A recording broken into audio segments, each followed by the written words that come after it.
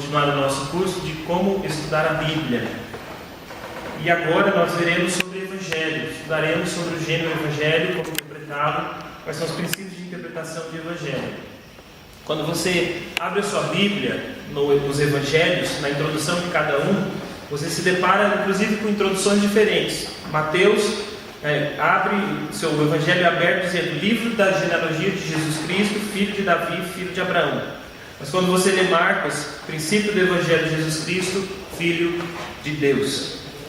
Lucas nos traz uma introdução diferente, visto que muitos houve que empreenderam a narração coordenada dos fatos que entre nós se realizaram, conforme nos transmitiram os que desde o princípio foram deles testemunhas oculares do início da palavra, igualmente a mim me pareceu bem, depois de acurada investigação de tudo desde sua origem, dar-te por escrito, excelentíssimo Teófilo, com a exposição em ordem, para que tenhas plena certeza das verdades em que fostes instruído. E João, no princípio era o Verbo estava com Deus, o Verbo era Deus, e lá no versículo 14, e o Verbo se fez carne, habitou entre nós, cheio de graça e de verdade, vimos a sua glória, a glória do unigênito do Pai.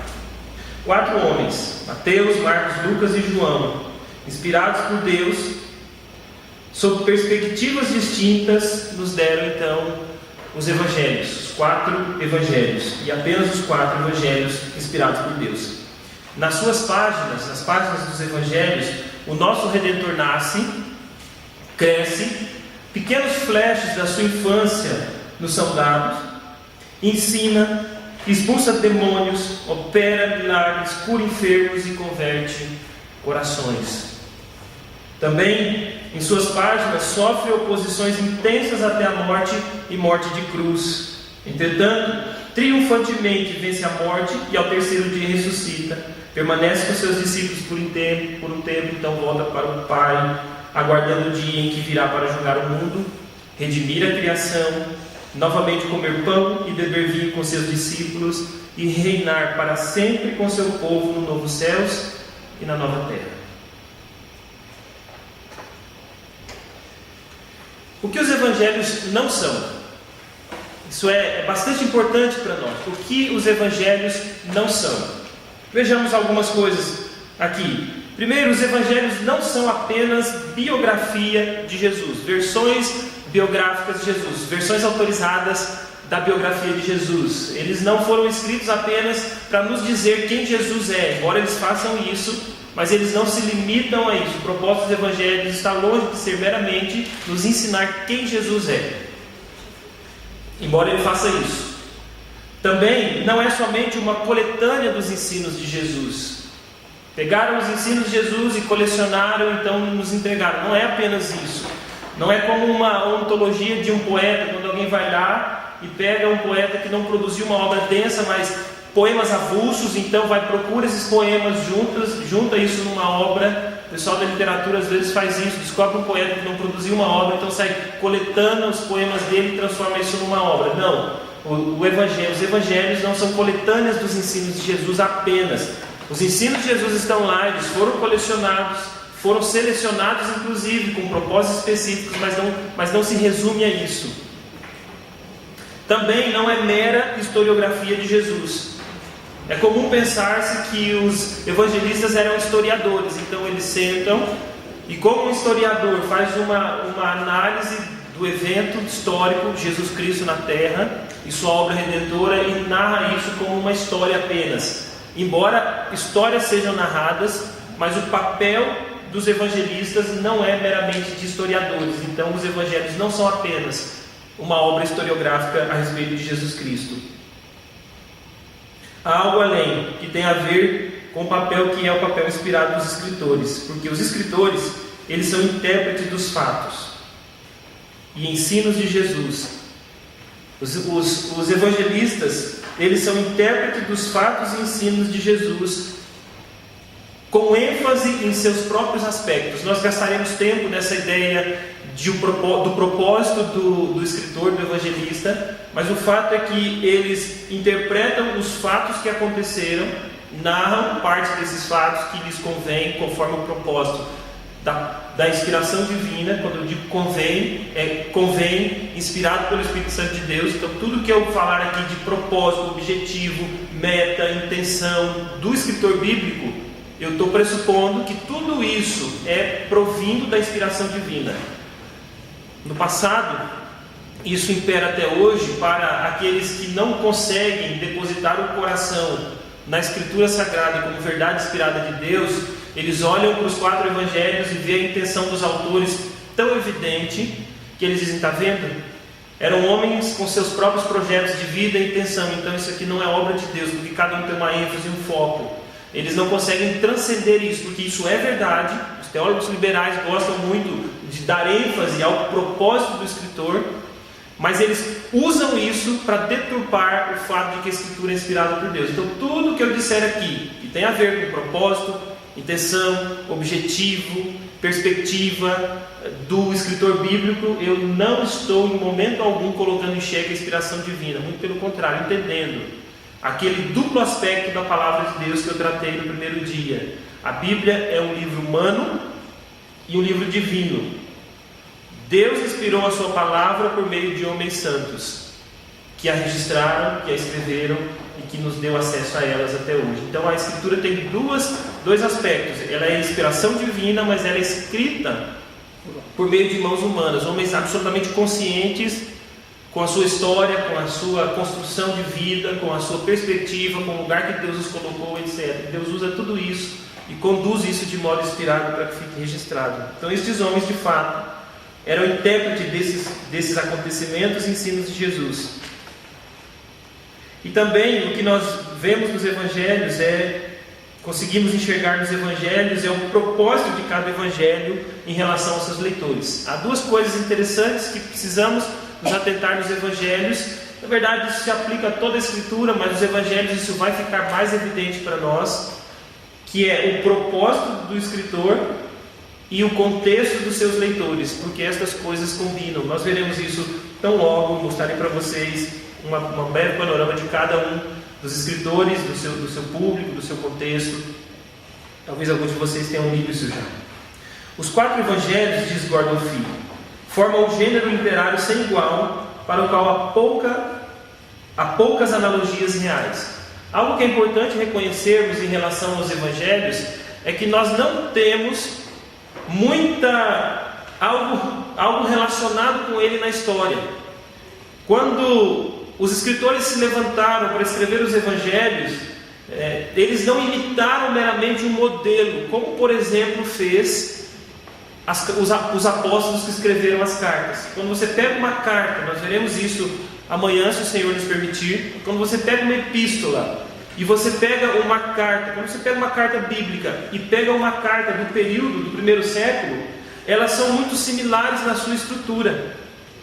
Assim como nós, quando escrevemos um e-mail hoje, imitamos o modelo geral de escrita de e-mail. Então, se você escreve e-mail para um amigo, você tem um modo próprio de fazer isso. Mas se você tem que enviar esse e-mail lá no seu trabalho para um cliente ou para uma transação comercial, um relacionamento comercial, então você produz um e-mail com uma estrutura. Você tem toda uma formalidade disso, e as cartas bíblicas apenas imitaram este modelo, obviamente trocando o conteúdo, que é a inspiração divina. Diferentemente dos evangelhos, não, nós temos pouca referência de estrutura, de gênero evangelho na história, antes e depois, exceto os apócrifos daí, que é uma imitação bastante barata dos evangelhos bíblicos, mas antes dos evangelhos serem produzidos, nós não temos um gênero formado chamado evangelho, como nós temos carta, poesia, narrativa, etc. Então, nós estamos tratando com um gênero singular.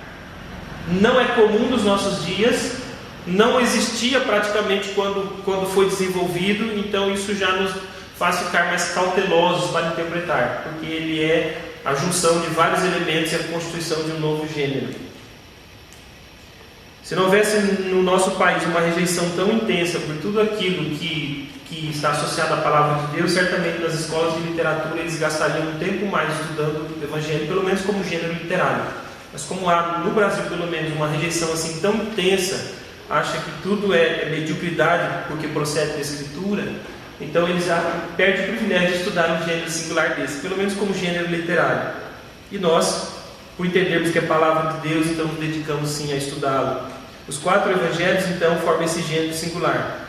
Por isso precisamos compreender esse gênero para não cometermos erros, como cometeu Orígenes, por exemplo, que mutilou-se por ignorar que esse texto aqui de Mateus 5 trata de uma hipérbole. Se teu olho te faz tropeçar, então você o arranca, porque é melhor é melhor você perder um dos seus membros do que ir com o corpo inteiro ao inferno. Então ele se apropriou desse texto e acabou se mutilando, porque ignorou que o texto se trata de uma hipérbole. Há um recurso literário presente no Evangelho, que é a hipérbole, não só no Evangelho em outros lugares, mas aqui. Então ele esqueceu disso e acabou se mutilando de modo trágico. Entendimento errado do texto. Pode. Mutilar? Não, hipérbole. Tudo bem, desculpem. A hipérbole é uma figura de exagero.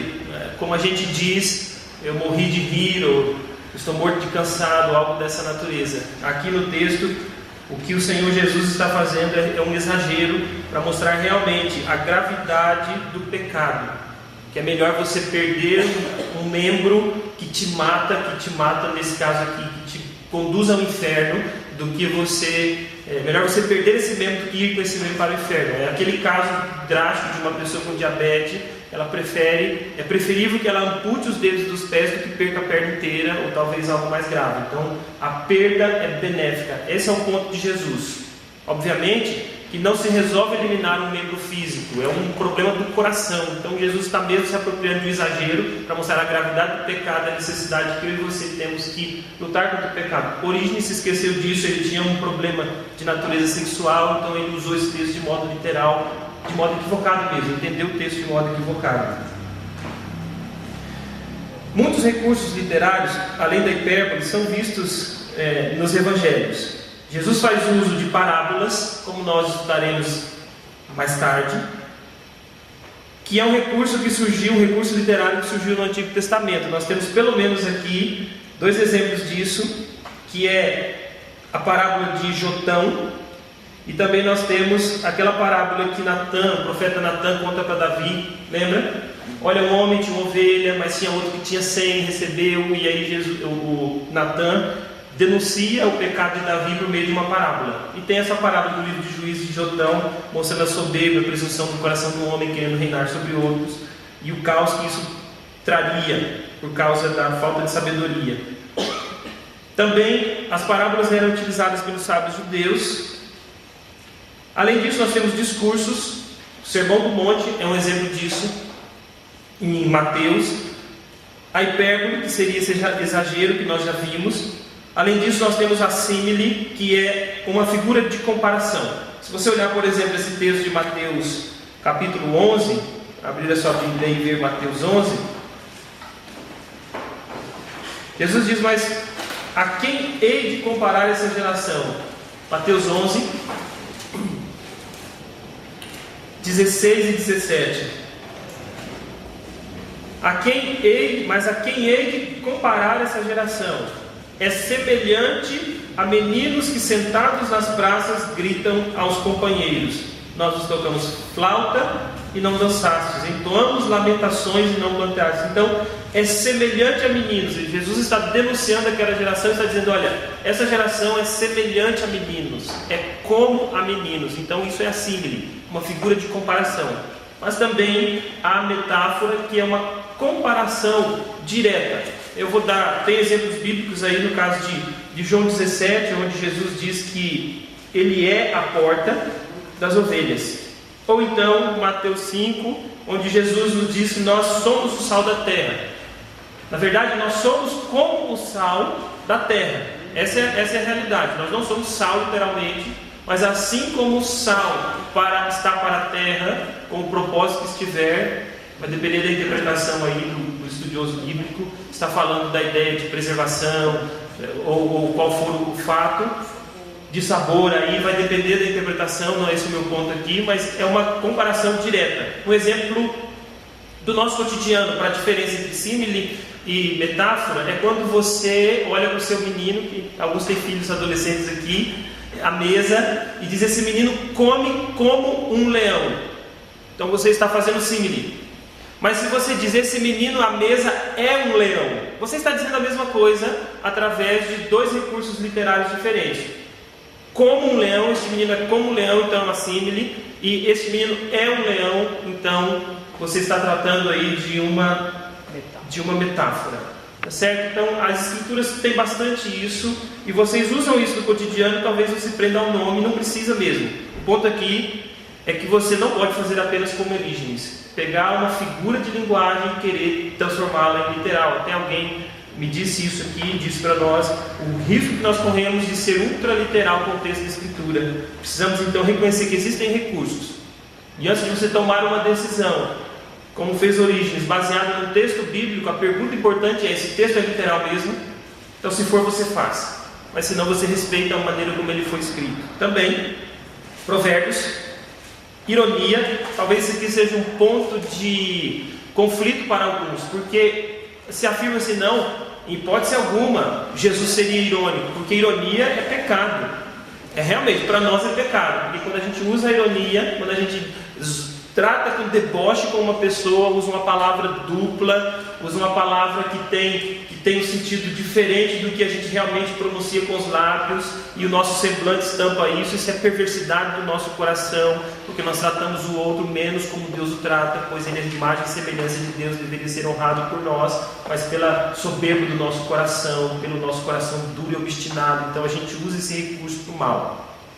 Mas o fato de nós fazermos isso não significa que esse recurso é mau em si. E o Senhor Jesus se apropria dele, o próprio Deus, ao longo da história da revelação dele, se apropria desse recurso, e ele está presente na Escritura. Vejam aí, pelo menos Mateus 16, 1 e 2.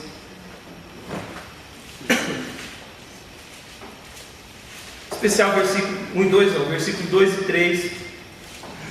Em especial o final do verso 3: sabeis na verdade discernir os aspectos do céu e não podeis discernir os sinais dos tempos? Isso é um uso de ironia da parte de Jesus. Olha, vocês têm capacidade de discernir isso e não podem discernir outra coisa? É uma pergunta, mas que tem um tom irônico, mostrando a dureza do coração deles. Então, não tenham preocupação de reconhecer que o próprio Deus e o próprio Senhor Jesus usa da ironia, mas não é uma ironia motivada pela pecaminosidade do coração, como nós geralmente fazemos. É possível a gente usar ironia sem maldade, sim. Num processo didático de ensino é possível, tá bem? Então só não se choquem com isso. E muitos outros recursos. Nosso propósito, olhando os evangelhos, não é estudar os recursos que estão internos no evangelho, mas é reconhecer que os evangelhos têm esses recursos. Então, se você quer expandir esse estudo para que você seja o melhor leitor dos evangelhos, vai estudar os gêneros literários presentes no evangelho. Talvez seja um bom estudo a se fazer mesmo. Por que 4 evangelhos? Talvez seja a pergunta. Já fez essa pergunta? Por que 4? Bem, eu te antecipo, não sei. Porque poderia ser 3 ou poderia ser 5. Aprove Deus escolher 4. Então eu me satisfaço entendendo que aprove Deus escolher 4. Agora, isso significa que a gente não possa olhar alguns aspectos que, pelo fato de existirem 4 evangelhos, alguns aspectos sobressaem. Vamos então ver o que nós podemos ver. Uma coisa que eu tenho aprendido, irmãos, isso para minha própria, tentando buscar ser humilde e dependente da Escritura. Não estou dizendo que eu sou humilde, mas tentando buscar a humildade e submissão à Escritura, é eu só responder aquilo que a Escritura me permite responder. Só responder aquilo que a Escritura declara, que me dá a possibilidade de responder. Eu tenho tomado muito cuidado com aquele mecanismo que nós temos na nossa cabeça de chegarmos a conclusões por derivação. Se uma coisa é assim, então outra coisa necessariamente é assim. Olha, cuidado com isso. Se Deus é soberano e o pecado entrou no mundo, então o pecado, e aí você daqui a pouco chama Deus de autor do pecado, como existe uma linha teológica, você extrapola os limites da Escritura. Então cuidado com as interpretações, com as conclusões que vocês chegam, se elas não estão declaradas na Escritura. Eu tenho feito esse exercício e tenho crido como um bom exercício a ser feito sempre. Então me limito àquilo que a Escritura pode me permitir. Isso não é um chamado à preguiça, para o não estudo, mas é um chamado aos limites mesmo que nós temos. Então vejamos algumas similaridades dos evangelhos. Bem, os eventos centrais do ministério de Jesus estão presentes nos 4 evangelhos. Os eventos centrais, todos eles estão presentes. A exemplo da morte e da ressurreição do nosso Senhor. Os 4 evangelhos então nos apresentam esses eventos centrais e outros também, como o próprio nascimento do Senhor, seja direto, de maneira direta ou indireta. A encarnação do Senhor Jesus, seja de modo direto ou indireto, porque João já nos trata de modo mais indireto, já começa afirmando que o Verbo se fez carne e habitou entre nós, não conta a história mais ampla. Também não devemos ignorar, irmãos, que houve dependência entre os evangelhos. Então, por que esses evangelhos são similares? Primeiro, porque todos eles estão preocupados com o evento central, que é a obra redentora do Senhor Jesus, aplicada a isso, ensinada e aplicada aos nossos corações. É um coração primariamente dos seus leitores e, por ser inspirado por Deus, preservado para a Igreja de Cristo. Mas também houve dependência entre os evangelhos. Nós não conseguimos chegar em uma conclusão absoluta de quem dependeu de quem. E também não seria sensato nós chegarmos a uma conclusão tão absoluta como alguns gostam de brigar. Não, é uma briga se foi Marcos ou se foi Mateus. Nós trabalhamos com possibilidades. O fato é que não dá para negar a dependência deles. Por isso é que você encontra similaridade entre os evangelhos. Uma possibilidade dessa dependência, e é uma possibilidade mesmo só, em relação aos evangelhos sinóticos, ou seja, os evangelhos, os 3 evangelhos sinóticos, a ideia de similares. Mateus, Marcos e Lucas são considerados evangelhos sinóticos porque eles são semelhantes na sua estrutura, na sua maneira de escrever, inclusive na interdependência entre eles. Então não se assuste com essa palavra mais. Sinótico, os 3 evangelhos, Mateus, Marcos e Lucas, que são similares, essa é a ideia. Diferentemente de João, que é um evangelho bastante distinto. Quando você termina de ler qualquer um dos outros 3 evangelhos e vai ler o evangelho de João, João só declara 7 milagres no seu evangelho, enquanto os outros muitos e muitos. Então é uma outra abordagem, por isso ele não é semelhante. Uma possibilidade de interdependência então entre esses 3 evangelhos, os evangelhos sinóticos, é que Marcos foi o primeiro evangelho a ser escrito, e daí Mateus e Lucas escreveram seus evangelhos tendo como base ele, formando assim este grupo dos evangelhos sinóticos ou semelhantes. Possivelmente Marcos escreveu a partir do próprio apoio do apóstolo Pedro, por considerar mesmo a história uma dependência bastante intensa entre Marcos e Pedro, uma convivência entre o discípulo Marcos com o apóstolo Pedro. E os outros evangelhos então consultaram. O que é fato, bastante concreto, no caso desses 3 evangelhos, é que Lucas mesmo declara que antes dele escrever, ele fez uma apurada investigação de tudo aquilo que havia sido dito e de todas as coisas que haviam acontecido. Então ele registra, filtra, organiza conforme o propósito dele, mas ele então vai às fontes. Os outros 2 evangelistas não diz nada, mas Lucas já declara isso. Somente João então é considerado um evangelho independente. Em relação às diferenças, que talvez seja o grande problema, eu não tenho condições de trazer todas as respostas em relação às diferenças, já antecipo isso para vocês. Existem algumas dificuldades mais intensas que nós não temos condições a priori de resolver, mas vamos tratar um pouco dessas diferenças entre os evangelhos. Eu não sei quantos de vocês já fizeram um exercício como pegar um evento, não sei, a ressurreição do Senhor Jesus, e ler no mesmo instante esses 3 relatos.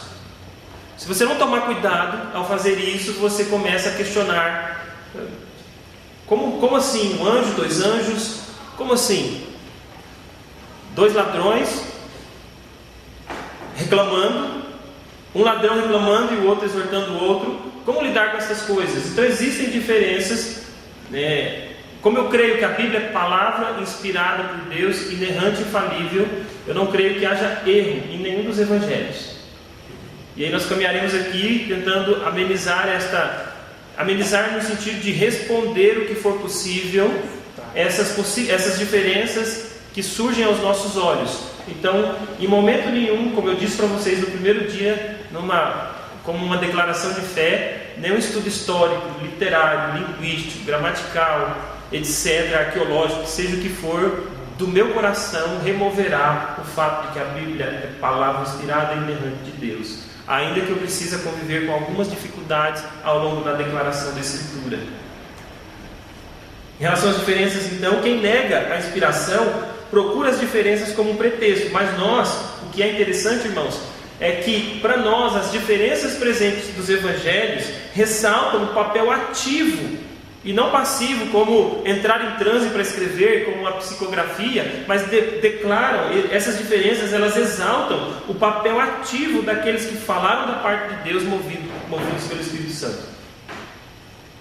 Deus, em momento algum, anulou ou censurou a capacidade intelectual, a sensibilidade criativa, a percepção de mundo de nenhum dos escritores bíblicos. Muito pelo contrário, Ele não apenas usou esses recursos pessoais, como Ele mesmo, sendo aquele em quem os nossos dias, conforme o Salmo 139, foram escritos e determinados, quando nenhum deles ainda havia, Deus mesmo preparou a capacidade de cada um dos escritores bíblicos para que eles escrevessem como escreveram. Portanto, Deus não apenas usou a capacidade artística de Davi para escrever Salmo, mas Deus mesmo, conforme o seu decreto eterno, constituiu um poeta para que ele registrasse a sua palavra. E Deus respeita então nesse sentido, porque foi Ele mesmo quem determinou isso para cada um dos escritores. Então, as diferenças ressaltam exatamente o fato de que a inspiração divina passa pelo uso de homens inspirados por Deus para esse fim. A primeira grande diferença, nós já vimos, está entre os 3 evangelhos sinóticos e o evangelho de João em relação à sua estrutura literária, no seu arranjo, a maneira como ele é organizado, como os fatos são narrados. João é muito mais do que colocar Jesus em cena. João narra a respeito de Jesus e explica o que Jesus fez.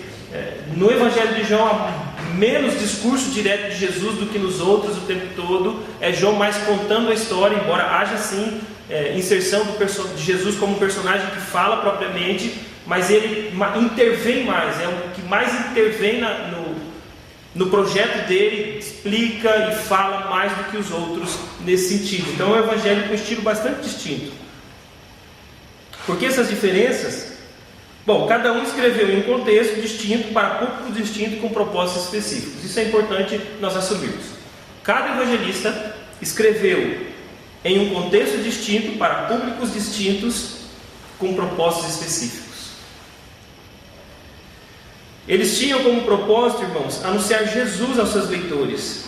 E João mesmo declara isso em João 20, 30 e 31. Na verdade, fez Jesus diante dos discípulos muitos outros sinais que não estão escritos nesse livro. Esses, porém, foram registrados para que creais que Jesus é o Cristo, o Filho de Deus, e para que, crendo, tenhas vida em seu nome. Então, ele mesmo declara. Ele é um dos que declara o propósito de selecionar material, e realmente ele é bastante seletivo.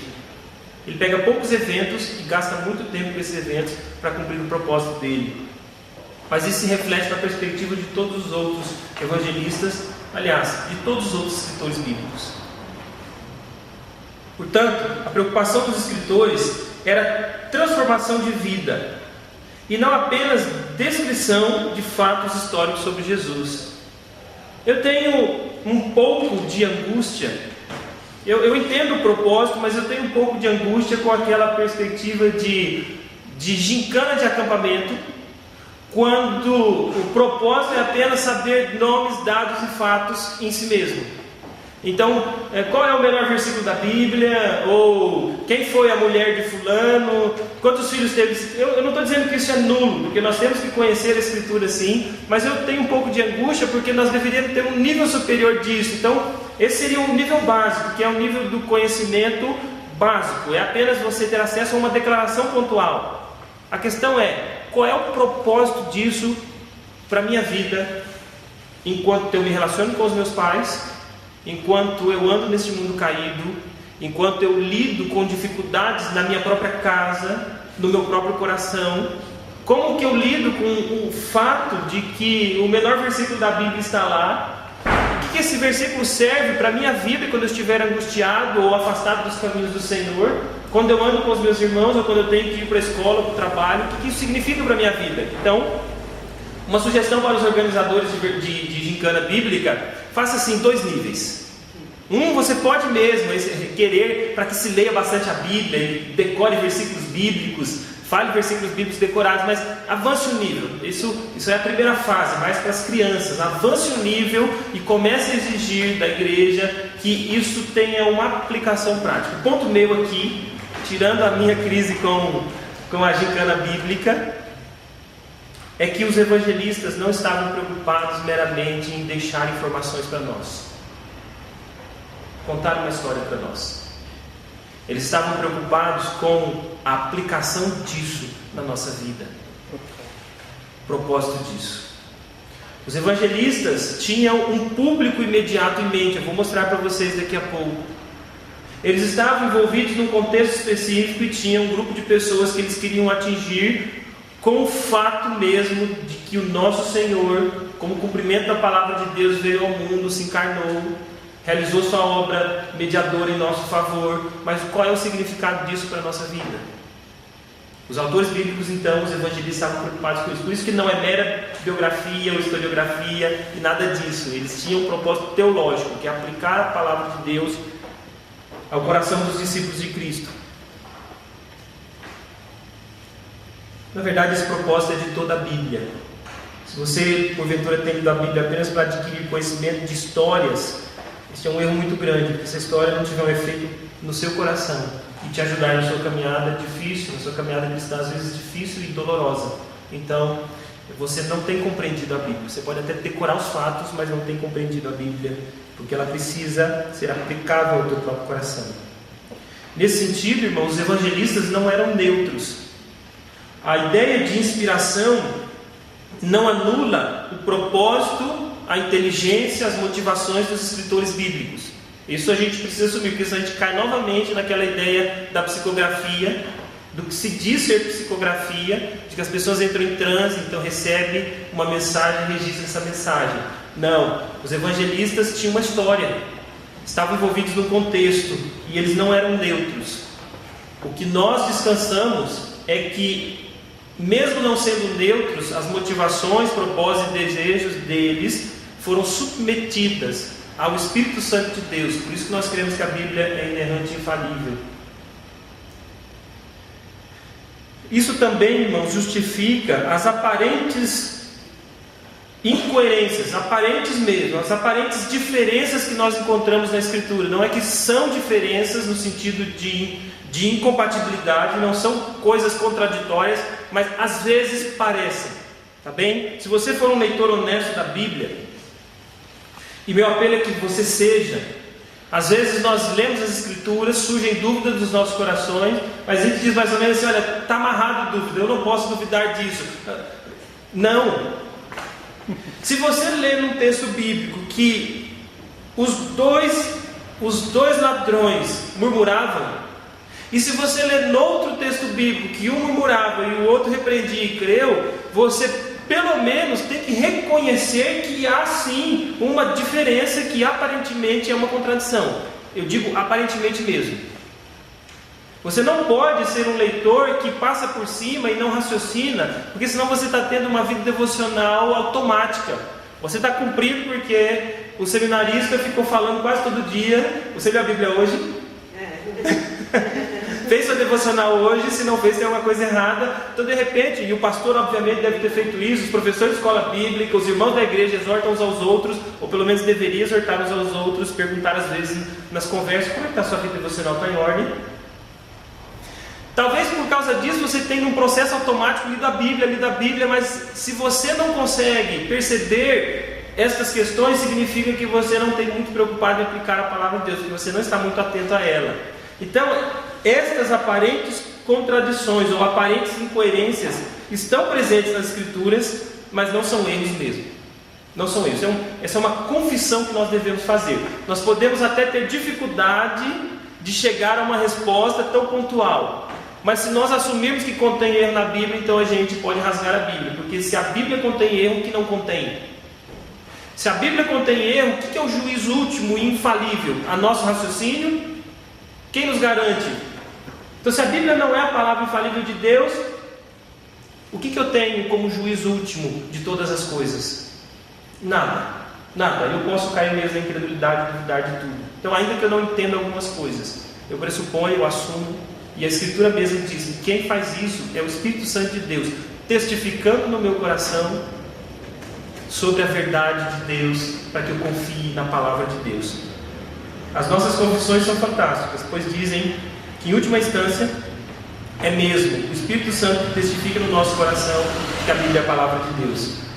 A ideia dessas aparentes diferenças, dessas diferenças que são aparentes incoerências, por explicação, por um exemplo, é como se fossem câmeras que registram o mesmo evento por ângulos distintos, ou como se fossem comentaristas diferentes comentando um evento. Obviamente que os comentaristas têm os seus erros de interpretação. Nós estamos falando de algo inspirado por Deus, então isento de erro, mas eles estão preocupados com aspectos diferentes. Permite-me usar aqui o exemplo do futebol, não sou bom nisso, já falei, mas um comentarista está preocupado com a maneira como o atacante bate falta, como o atacante consegue avançar, e o outro está preocupado qual é a estratégia de defesa do zagueiro. Então eles estão lidando com o mesmo evento, mas tratando de aspectos diferentes. Percebe? Então os evangelistas estão com questões diferentes envolvendo as suas vidas e as vidas daqueles que eles escrevem. Portanto, eles estão lidando com o mesmo fato, por analogia, com o mesmo jogo, com o mesmo evento, mas observando aspectos diferentes. Principalmente quando esses aspectos não são os prioritários, como encarnação, como a santidade de Cristo, como a sua morte na cruz ou ressurreição. Então, aspectos mais, digamos, periféricos, eles se apropriam deles de modo diferente. Tanto a narração dos eventos como a explicação e aplicação pelos evangelistas está em dependência do propósito deles. Por exemplo, Mateus escreve a um público judaico, por isso que você tem uma lista de cronologia lá em Mateus, e por isso que você tem em Mateus muitas citações do Antigo Testamento. Verdade? O tema principal de Mateus é que Jesus é o cumprimento de todas as promessas do Antigo Testamento. Então é o judeu falando que o Messias prometido veio. Esse é o Messias. A estrutura da história de Jesus é organizada em 5 partes, talvez se apropriando do contexto do Pentateuco, ou talvez dos 5 discursos de Moisés. E discípulo para Mateus é aquele que presta obediência radical. Marcos escreve para Romanos, e para Marcos o tema é a magnífica obra, isso é só uma possibilidade obviamente, a magnífica obra de Cristo que veio para governar as nações. A estrutura de Marcos é apresentada de forma rápida e curta. A palavra para imediatamente em grego aparece bastante no Evangelho de Marcos, isso é próprio dos seus leitores impacientes. Discípulo para Marcos é aquele que suporta o sofrimento por Cristo Jesus. Lucas escreve a um gentio chamado Teófilo como leitor primeiro, mas em geral para gentios, não só para um homem. O tema de Lucas é o plano de Deus trazendo salvação a todos os povos. Preste atenção ao ler Lucas, que você vai ver uma ênfase nos gentios, nas crianças, nas mulheres que são considerados, nos doentes, que são considerados os grupos marginalizados daquela cultura e daquela sociedade corrompida pelo pecado. Então esse grupo é considerado inferior, e Lucas faz o quê? Enfatiza a ação de Jesus na vida deles. Não é que efetivamente isso não tenha ocorrido para Mateus, mas a questão da câmera e do comentador, a ênfase que se dá, então Lucas dá ênfase à ação de Jesus em relação aos marginalizados, em relação aos pobres, aos humilhados, aos leprosos, às crianças, etc. Porque Jesus veio para salvar todos. A estrutura é sequencial, tendo continuidade em Atos, e não necessariamente sequência cronológica. Por um tempo eu pensei que Lucas era em sequência cronológica, mas você pega alguns eventos, não confere a cronologia na sua totalidade. Ele tem um certo arranjo de tempo, mas não na sua totalidade. Ele tem a sua organização e continuidade com o livro de Atos. E discípulo para Lucas é aquele que segue a Jesus pela fé pois somente Ele conduz ao caminho. E uma coisa interessante em Lucas é que uma grande porção de Lucas é a narrativa de viagem de Jesus até Jerusalém, os discípulos acompanhando Jesus e muitas coisas acontecendo e os discípulos aprendendo ali naquela caminhada. E o Evangelho de João, um público cristão, não temos muita certeza de quem especificamente. Para João, Jesus nos revela a glória de Deus porque Ele é o próprio Deus. Seu Evangelho é aberto dessa maneira. A estrutura dele é alicerçada também no seu propósito, que é selecionar alguns eventos de Jesus para mostrar que Jesus é o Filho de Deus, para que a gente creia nele e crendo tenhamos vida em seu nome. Ele é bastante seletivo com apenas 7 milagres. Discípulo é aquele que se volta para Jesus para encontrar vida. É aquele que vive por amor a Deus e por amor ao próximo. Esse é o grande tema de João, tanto nos evangelhos quanto nas cartas. Irmãos, 5 minutos aqui para nós pegarmos alguns princípios bíblicos. Primeiro, considere o contexto histórico. Existem 2 contextos dos evangelhos. O contexto de Jesus propriamente, que foi lá no ano 30, quando ele viveu, pisou na terra da Judéia, pisou no chão, fez poeira, caminhou com as pessoas, comeu com as pessoas. Esse é o contexto do próprio Senhor Jesus. Mas o contexto dos autores é diferente. Por exemplo, Lucas escreve pelo menos 30 anos depois. Então você não pode ignorar isso. É verdade tudo o que aconteceu no ano 30 com Jesus, nos seus 3 anos de ministério público. É verdade isso. É verdade que ele curou pessoas, que ele ensinou a palavra de Deus. É verdade tudo isso. Mas também há um outro contexto, que é o contexto dos escritores, que escrevem para pessoas específicas que já não estão vivendo mais no tempo de Jesus. Precisamos fazer essa distinção, porque eles narram os acontecimentos conforme o propósito que eles têm em mente para os seus leitores. O Gordon Fee afirma que a natureza dos evangelhos são documentos de 2 níveis por causa disso. Há o evento histórico do ano 30, e há este evento sendo narrado conforme o propósito específico que o seu escritor do ano 60, do ano 80 ou 90, se quisermos datar João assim, escreveu, e as pessoas que o envolveram. Porque os evangelistas eram tanto historiadores como teólogos, porque eles contavam as histórias, mas também as pregavam. O contexto de Jesus se refere à cultura, costume, mentalidade dos tempos de Jesus. Essa obra Vida Diária nos Tempos de Jesus ajuda bastante a você se familiarizar com o mundo de Jesus. Essa obra da editora Vida foi republicada, Vida Nova, e ela mesma vai contar como era a vida cotidiana daquele povo, naquele tempo, como eram os costumes. Então, para que você tenha um pouco mais de familiaridade. Bem como é importante que você saiba o convívio de Jesus, o contexto particular de Jesus. Como ele se relacionava com as pessoas. Por exemplo, quando Jesus diz determinada coisa nos evangelhos, ele está dizendo para os seus discípulos, está dizendo para a multidão ou está dizendo para os oponentes? Geralmente a gente não faz essa pergunta, mas uma pessoa que fala para alguém. Jesus está falando com os oponentes, ou com seus discípulos íntimos, ou com os discípulos de maneira mais geral, com a multidão, porque ele estava envolvido naquele contexto. Em relação ao contexto dos autores, cada evangelista tinha uma necessidade, um propósito, um público, como eu mostrei para vocês de algum modo no texto. Por exemplo, Mateus era um judeu que esteve com Jesus durante seu ministério. Lucas era um gentil que recebeu a instrução de Jesus a partir de fontes secundárias. Evangelho de Marcos, talvez até mesmo o Evangelho de Mateus, talvez. Tradições orais, as pessoas que foram contemporâneas de Jesus, ou que se converteram e receberam instrução direta dos apóstolos. O ensino teológico informal, aquele do oral, ele teve acesso a isso, teve acesso à memória dos apóstolos e teve influência direta do ensino de Paulo, da teologia de Paulo. Enquanto Paulo tinha conhecimento e pela própria revelação de Deus, como Paulo interpretava as Escrituras. Então Lucas já tinha acesso a tudo isso. Também, todos esses fatores levaram os evangelistas a selecionar os seus materiais e arranjá-los, como por exemplo, a ênfase no Antigo Testamento de Mateus, a brevidade de Marcos, a distinção da estrutura do Evangelho de João e a coletânea dos registros de Jesus por Lucas ser mais amplo que os evangelhos mais longos. Por quê? Há um propósito para isso. Isso tem a ver com o seu contexto, com o fato de ele estar mais distante, ter acesso a mais informação, o propósito específico dele. Até por ele estar falando aos gentios, que conheciam menos das tradições e tudo. Por ele estar falando aos gentios, mais detalhista, não podia ficar citando o Antigo Testamento como algo pressuposto já. Então tudo isso está em voga.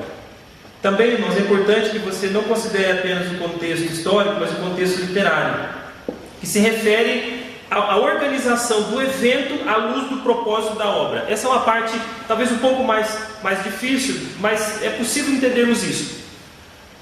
João nos declara que muitos milagres aconteceram, e ele se apropria de alguns por um propósito específico, falar que Jesus é o Filho de Deus para que as pessoas creiam nele, correto? A maneira como esses eventos são organizados na obra dos evangelistas é conforme o propósito dos evangelistas. Quando não há uma preocupação de manter a fidelidade, quando não há uma preocupação de fazer uma declaração de eventos que aconteceram naquela ordem, eles muitas vezes se apropriam de eventos que aconteceram em tempos diferentes e os organiza de modo que cumpra o seu propósito. Deixe-me tentar explicar um pouco mais isso.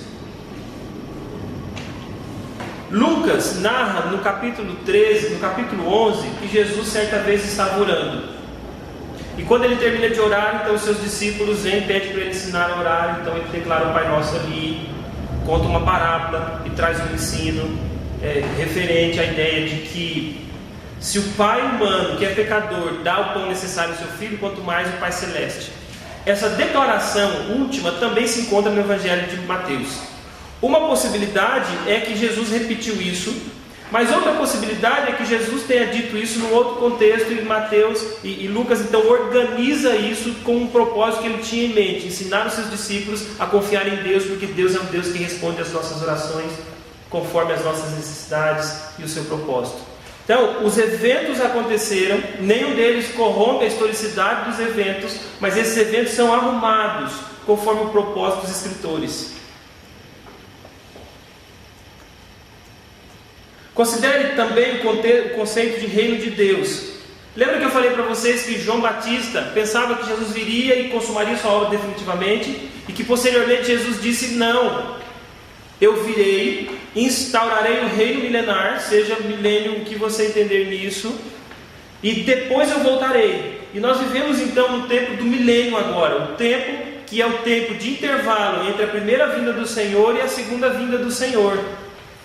O reino já foi instaurado, mas ainda não foi consumado. Isso aqui a gente chama de já ainda não. Então, quando você lê as Escrituras, os Evangelhos, entenda essa perspectiva. Entenda que isso está em jogo. Há momentos que você precisa considerar que nem todas as coisas ainda se concretizaram nesse sentido. Gaste mais tempo, então, estudando sobre isso, coisa que nós não conseguimos. Por fim, lembre-se das biografias dos Evangelhos. Lembre que os Evangelhos não são meras biografias modernas, pois que cada evangelho tem o seu próprio jeito. Ao ler as parábolas, pesquise o objetivo de comparação, nós veremos parábolas daqui a pouco. Procure conexão com o Antigo Testamento, pois os evangelhos não são algo novo, mas o cumprimento do Antigo Testamento. E finalmente, lembre-se que os evangelhos não são simplesmente relatos históricos, foram escritos após a morte de Jesus, de um modo que aplicam os atos e feitos de Jesus à vida da igreja. Os evangelhos, na verdade, contam a história de Jesus, também pregam. A descrição dos atos dos discípulos nos ensina a respeito dos nossos altos e baixos, dos altos e baixos daqueles que seguem a Jesus também. E nós deveríamos sentir que aquelas palavras que Jesus usou para ensinar os seus discípulos também são dirigidas a nós, se entendidas e aplicadas de modo correto. Eu creio que até aqui nós temos um bom panorama de como nós olhar os evangelhos. Então a gente pausa aqui e depois nós nos gastamos com as parábolas.